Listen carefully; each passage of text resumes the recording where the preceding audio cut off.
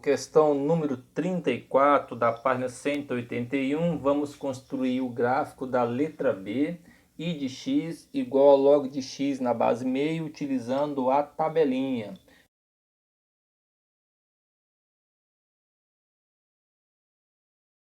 Então aqui novamente eu coloquei a minha tabelinha, lembrando que o valor do x eu escolho números que sejam positivos, tá? E eu coloquei aqui meio, 1, 2, 4, 8.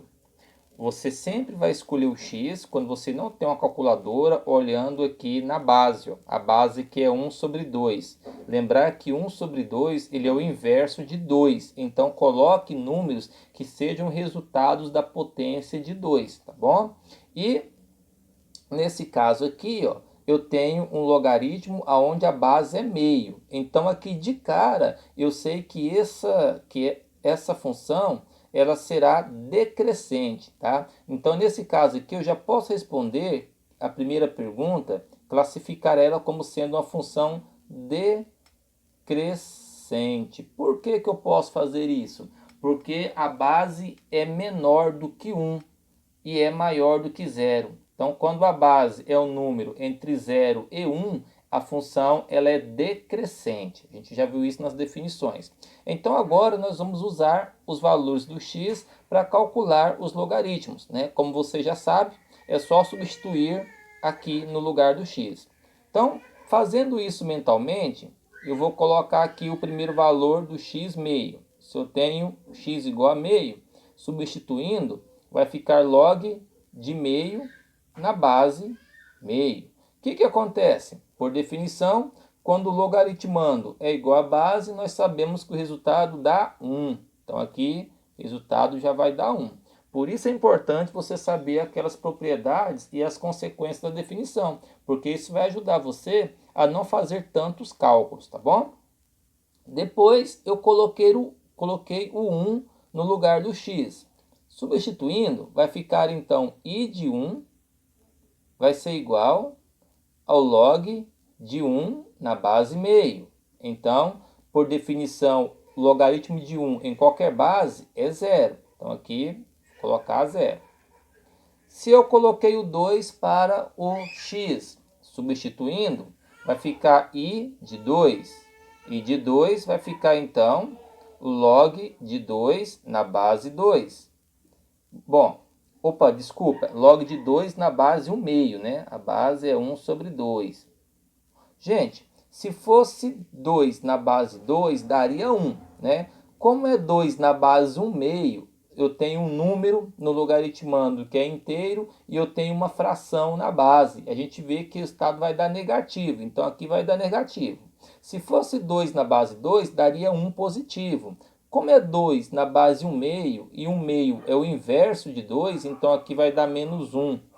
Então aqui, menos 1. Continuando, se você colocou 4, vai ficar I de 4.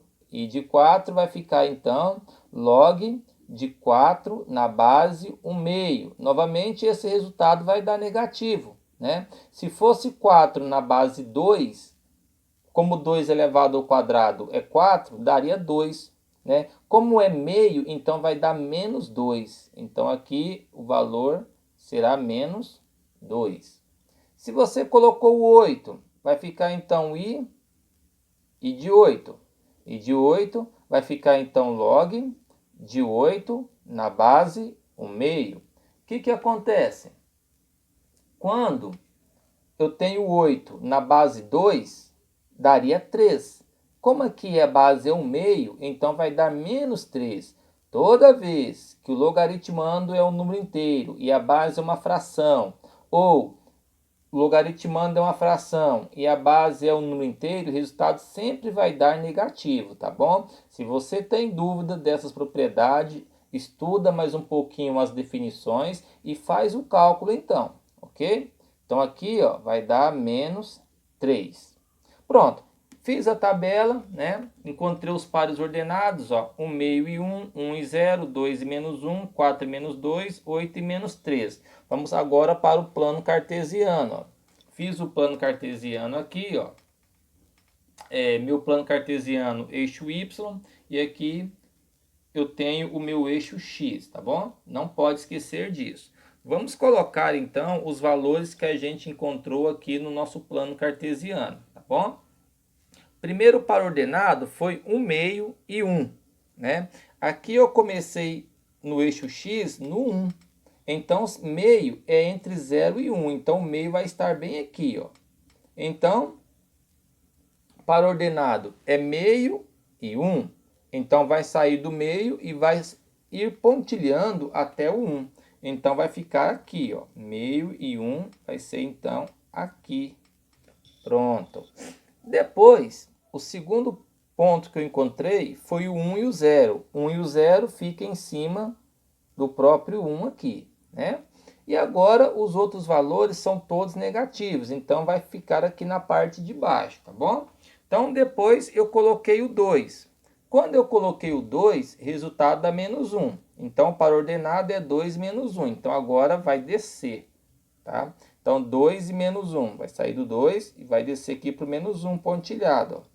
2 menos 1 aqui.